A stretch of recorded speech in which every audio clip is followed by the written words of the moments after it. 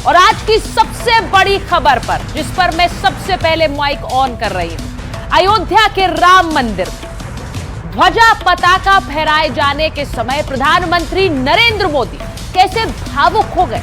प्रधानमंत्री के हाथों में कंपन थी। अगर यह तस्वीर आज आपने नहीं देखी तो आप ध्वज मंदिर के शिखर पर फहराए जाने का मतलब ही नहीं समझ पाएंगे। 3 मिनट का एक वीडियो आपको दिखाऊंगी। प्रधानमंत्री मोदी कैसे भावुक हो गए और बगल में खड़े योगी आदित्यनाथ भी कैसे भाव विभोर नजर आए। लेकिन तब भी कुछ लोग कहते हैं कि प्रधानमंत्री को यह ध्वजा नहीं फहरानी थी। और इसी खबर पर आज माइक ऑन कर रही हूं। जिसने संकल्प लिया, क्या उसे ध्वजा फहराने का अधिकार नहीं है? आज इसकी बात कर रही हूं। इसी के साथ साथ वो खबर जिस पर माइक ऑन कर रही हूं, केसरी झंडा वर्सेस सियासी एजेंडा। प्रधानमंत्री नरेंद्र मोदी ने आज श्री राम मंदिर के पूर्ण होने के मौके पर केसरिया झंडा आज आपसे पूछ रही हूं कि प्रभु श्री राम का ध्वज फहराना, प्रभु श्री राम का मंदिर बनवाना भारत की संस्कृति का हिस्सा नहीं है क्या? आज इस पर माइक ऑन कर रही हूं। और इसी के साथ साथ आज सारे माइक ऑन कर रही हूं, अयोध्या में राम मंदिर और धर्म ध्वजा क्या यूपी से बंगाल तक चुनाव पर असर डालेगी? कौन राम के साथ है, कौन प्रभु श्री राम को काल्पनिक मानते रहे? क्या यह मुद्दा 26 में बंगाल और 27 में उत्तर प्रदेश के चुनाव में बड़ा मुद्दा होगा? क्योंकि प्रधानमंत्री ने कहा कि गुलामी की मानसिकता वही है जो प्रभु श्री राम को काल्पनिक बताती आई। आज इस खबर पर मैं सारे माइक ऑन कर रही हूं कि क्या यह मुद्दा बंगाल और यूपी के चुनावों में भी छाया रहेगा। लेकिन सबसे पहले प्रभु श्री राम के मंदिर की इन तस्वीरों को देखिए, जहां पर आज प्रधानमंत्री नरेंद्र मोदी पहुंचे। मौका था राम मंदिर का निर्माण पूरा होने पर भव्य ध्वजारोहण समारोह का। लेकिन जैसे ही पीएम मोदी पहुंचे, एक अलग ही उत्साह दिखाई दिया। सबसे पहले पीएम मोदी ने रामलला के दर्शन किए। पीएम मोदी रामलला को पोशाक और चवर भेंट कर रहे थे। ये तस्वीर जो आप देख रहे हैं, प्रधानमंत्री खुद ये भेंट लेकर गए थे और वहां पर मंत्रोच्चार के बीच पूजन हुआ। वो मंत्रोच्चार की भी आप ध्वनि सुना सकते हैं। ध्वजारोहण समारोह की इस तस्वीर ने सबका ध्यान खींच लिया। ये जो तस्वीर अब आपको दिखा रही हूं, पीएम मोदी ने बैरल घुमाया, जिसके बाद धर्म ध्वजा शिखर की ओर बढ़ने लगी। अब इस तस्वीर को गौर से देखिएगा, इसमें करीब 3 मिनट लगे और इस दौरान पीएम मोदी हाथ जोड़कर धर्म ध्वजा की ओर ही देखते रहे। पीएम मोदी की ये तस्वीरें रोंगटे खड़े कर देने वाली थी। जब सैकड़ों सालों की मेहनत और लाखों राम भक्तों का राम मंदिर बनाने का सपना पूरा हुआ तो प्रधानमंत्री नरेंद्र मोदी भावुक नजर आए। उनके हाथों की कंपन जरा देखिए, कैसे उनके हाथ भावुक होते हुए हिल रहे थे।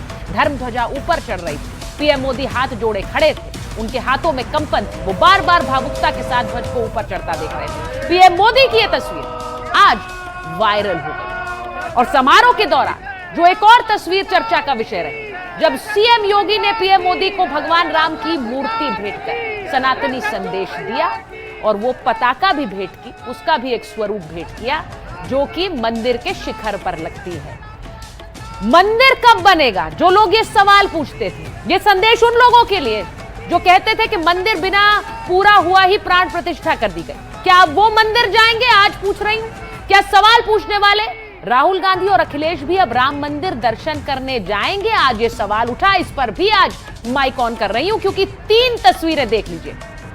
3 तस्वीरें, ये तस्वीरें, इसको फुल फ्रेम भी आप काट सकते हैं। वो नेता जो पूछते थे कि मंदिर कहां बनेगा, लेकिन अब वो ये सवाल नहीं पूछ पाएंगे क्योंकि मंदिर बनकर तैयार हो गया है। जिसको लेकर सवाल उठते थे, 5 अगस्त 2020 को भूमि पूजन हुआ, उसके बाद प्राण प्रतिष्ठा और अब मंदिर पर ध्वजारोहण का कार्यक्रम।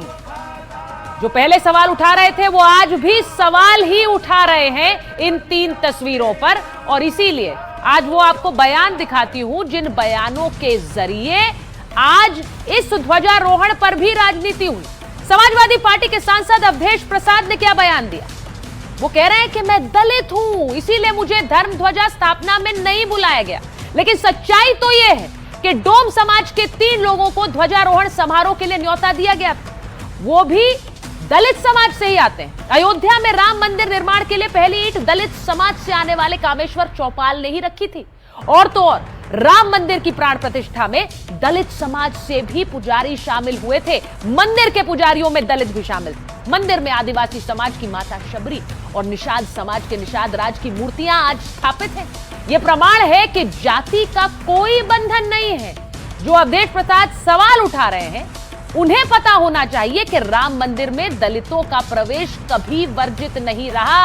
अवधेश प्रसाद खुद 6 अप्रैल 2024 को रामलला के दर्शन के लिए गए थे और अब क्या उनको मंदिर जाने के लिए न्योते की जरूरत है? अफसोस यह है कि प्रभु राम पर भी जाति वाली राजनीति जाती नहीं है। इसी के साथ समाजवादी पार्टी के सांसद जियाउर रहमान बर्क वो क्या कह रहे हैं? एक धर्म को संदेश देने से देश का भला नहीं होगा, यह है सांसद साहब का बयान। अब बर्क साहब, अखिलेश यादव खुद इटावा में केदारेश्वर महादेव मंदिर का निर्माण करा रहे हैं, उसकी भी तस्वीरें आई हैं। पार्टी को श्री राम मंदिर में ध्वजारोहण पर आपत्ति क्यों है? संसद के मॉनसून सत्र से पहले अखिलेश यादव ने अपनी सांसद पत्नी डिंपल यादव के साथ मस्जिद में मौलानाओं के साथ मीटिंग की थी। यह तस्वीर आपको याद है? तो बैठक तो कहीं और भी हो सकती थी, संदेश तो वहां से भी दिया गया, लेकिन उस संदेश से तो आपको कोई आपत्ति नहीं थी। आज इस पर भी सवाल पूछूंगी। पश्चिम बंगाल की मुख्यमंत्री ममता बनर्जी क्या कह रही हैं आज के ध्वजारोहण के बाद? वो कह रही हैं कि आप इतने बड़े हो गए कि धर्म से खेल खेल रहे हैं। अब अयोध्या में मंदिर बना तो ममता बनर्जी को धर्म से खेल नजर आता है, लेकिन जो ममता खुद दीघा में जगन्नाथ मंदिर और सिलीगुड़ी में महाकाल मंदिर बनवा रही है, क्या वो भी धर्म से खेल रही है या फिर वो वोट बैंक से खेल रही है? ये आप तय करिए। धर्म से खेल की बात अगर ममता बनर्जी कर रही हैं तो याद करिए 2017 में ममता बनर्जी ने मुहर्रम के जुलूसों के चलते दुर्गा प्रतिमा विसर्जन को एक दिन के लिए रोकने का आदेश दिया था। हालांकि कोर्ट ने उनका यह आदेश खारिज कर दिया था। अब खुद मुस्लिम समाज के कार्यक्रमों में शामिल होकर वो नारे लगाती हैं, उसमें कोई आपत्ति नहीं, लेकिन इन कार्यक्रमों से किसका भला होगा वो ये पूछती है। राम मंदिर के ध्वजा से सिर्फ राजनीति हो रही है। सोचना पड़ेगा आप सबको इस बारे में। जरा जल्दी से ये बयान सुन लीजिए और उसके बाद मेरे मेहमान जुड़ रहे हैं।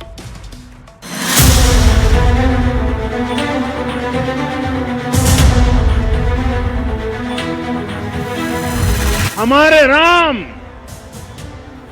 भेद से नहीं भाव से जुड़ते हैं। उनके लिए व्यक्ति का कुल नहीं, उसकी भक्ति महत्वपूर्ण है। कि हमको बुलाया नहीं गया, क्या कारण है? जबकि मैं कल वेट कर रहा था कि अयोध्या के प्रभु श्री राम की जनता को इग्नोर किया गया। सबसे पहला तो वहाँ के सांसद का है, लेकिन वो दलित है इसलिए उसको बुलाया नहीं। वो क्यों जाएंगे अयोध्या? उनकी तो राम भक्तों की हत्या का आरोप है समाजवादी पार्टी पे, तो वो तो इस झेप में नहीं जाते। अब जो दर्शन करने के उनको दुर्भाग्य है और मोदी जी का सौभाग्य है। राम भद्रा चाहे कौन है हमको नहीं पता है। ये अंधा, काना, बहरा, गूंगा, ये सब जो है ना, इन लोगों का इलाज अंबेडकरवादी विचारों से हो। श्री राम मंदिर पर फहराता यह केसरिया ध्वज धर्म का प्रतीक है, मर्यादा का प्रतीक है, सत्य, न्याय और राष्ट्र धर्म का भी प्रतीक है। ऐसा मैसेज देकर के सिर्फ राजनीतिक बेनिफिट हासिल तो हो सकता है, लेकिन देश का भला कभी नहीं हो सकता। देश के प्रधानमंत्री जी को ऐसा नहीं कर करके सभी के धर्म विशेष का ख्याल रखना चाहिए।